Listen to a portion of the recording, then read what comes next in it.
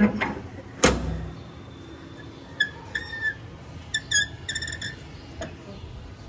Morning everyone.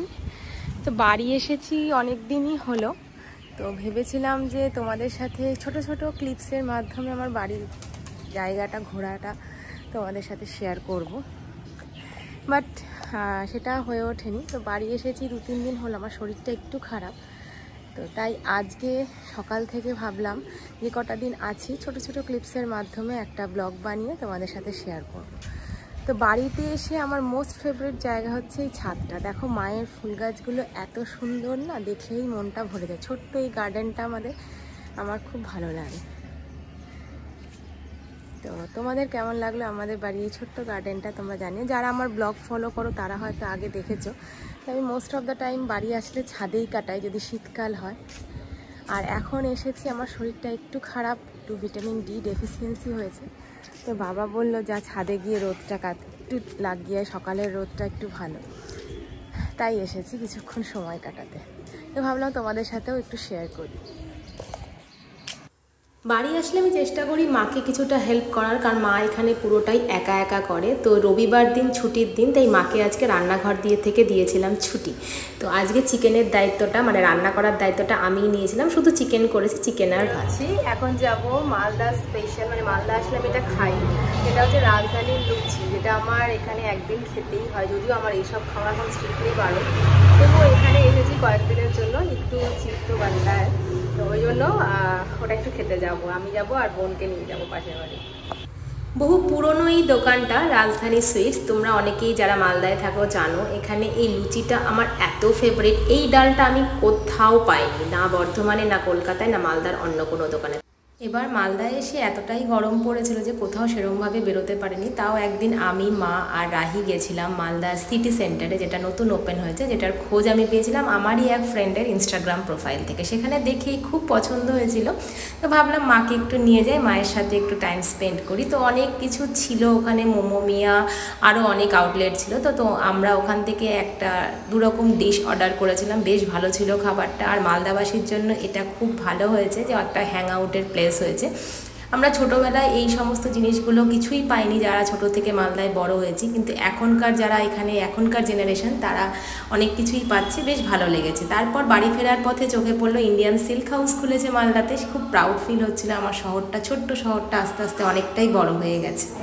তারপর একদিন বোনকে সাথে নিয়ে চলে গেছিলাম হনুমান মন্দিরে। জায়গাটা এতটাই সুন্দর আর এতটাই পিসফুল, ওখানে গেলে মনের সব রকম কষ্ট দুঃখ সব দূর হয়ে যায়।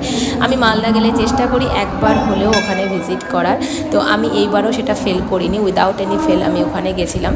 তো তারপর ওখান থেকে বেরোনোর পথে চোখে পড়লো মালদার ইমোশন, মালদা এক্সপো। হ্যাঁ, সত্যি মালদাবাসীর কাছে এটা একটা ইমোশন। তোমরা যারা বাইরে থাকো, মানে কলকাতায় থাকো, তাদের কাছে মেলাটা এতটা গুরুত্বপূর্ণ নয়, কিন্তু আমরা যারা মালদাবাসী তাদের কাছে মেলাটা একটা, মানে এক্সপো মেলাটা একটা ইমোশন। আমরা যখন ছোট ছিলাম তখন ঠিক মানে এই মেলাটার জন্য আমরা সারা বছর অপেক্ষা করে থাকতাম কখন আসবে আর আমরা একটু মেলায় যাব, ঘুরতে পারবো, প্রচুর শপিং করতে পারবো, নাগরদোলা, আরও অনেক রাইডস চাপতে পারবো। তো যাই হোক, সেই এবার যখন সামনে থেকে দেখতে পেলাম যে মেলাটা এসেছে, ভাবলাম একবার ঢুকেই যাই। তো ঘোরা টোরার পর এতটাই গরম ছিল বলে বেশি ভিড়ও ছিল না, তো জাস্ট একটু এদিক ওদিক ঘুরে বাড়ি চলে আসলাম। তারপরেই এসে গেল জামাই ষষ্ঠী। জামাই ষষ্ঠীর জন্যই মেনলি আসা, অরিত্র এসেছিল। তো এই যে রাহি এখানে রেডি, জামা কাপড় পরে ওর ষষ্ঠী করা হবে এখন। আমিও রেডি হয়ে গেছি একটু। এই কুর্তিটা আমাকে মা দিয়েছে, আর ষষ্ঠীতে, আজকে ষষ্ঠী, তো সকাল সকাল রেডি হয়েছে। অরিত্র এসে গেছে। অরিত্র যখন মা মানে ষষ্ঠী করছিল, দ্যাট টাইম আমি রান্না করছিলাম, তাই আমি আর ভিডিওটা করতে পারিনি। তো খাওয়ার ভিডিওটা অবশ্যই মনে করে করব। আর মা অরিত্রকে 2টো শার্ট দিয়েছে, আমি কিনেছিলাম মার সাথে গিয়ে। আর মাকে আমি একটা খুব সুন্দর শাড়ি দিয়েছি, মডার্ন সিল্ক, তোমাদের একটু পরে শেয়ার করব।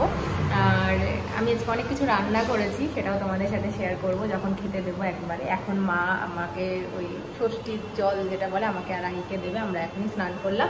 আমি ওই ড্রেসটা পরেছি, রাহি ওর জামাটা পরেনি। ওকে যে জামাটা দেখছো পরে আছে, ওটা আমার মাসি ওকে নববর্ষে দিয়েছিল, তো এটা এখানেই ছিল, তো সেটাই পরেছে। হাওয়া দিচ্ছে।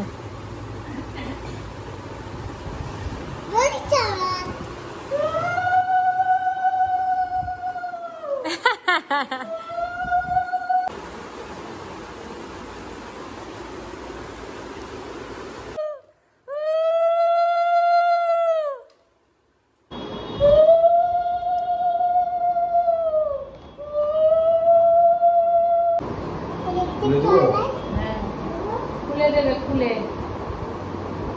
কি চালাই বলছি আর কি বলতে জানি।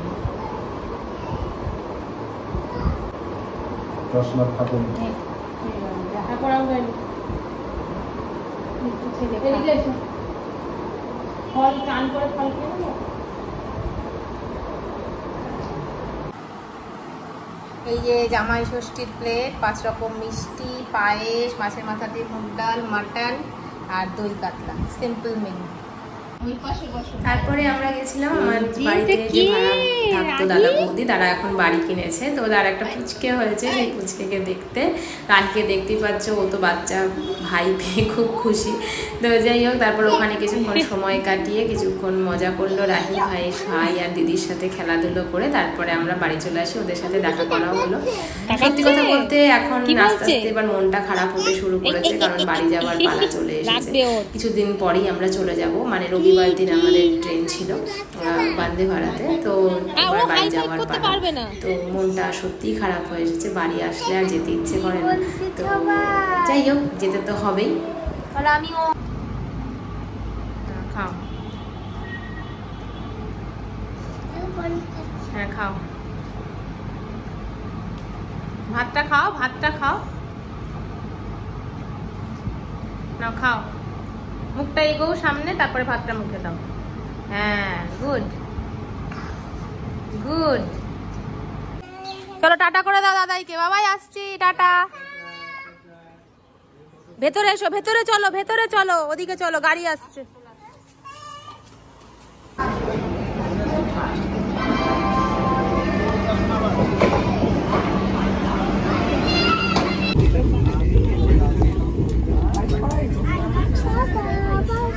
ছেলে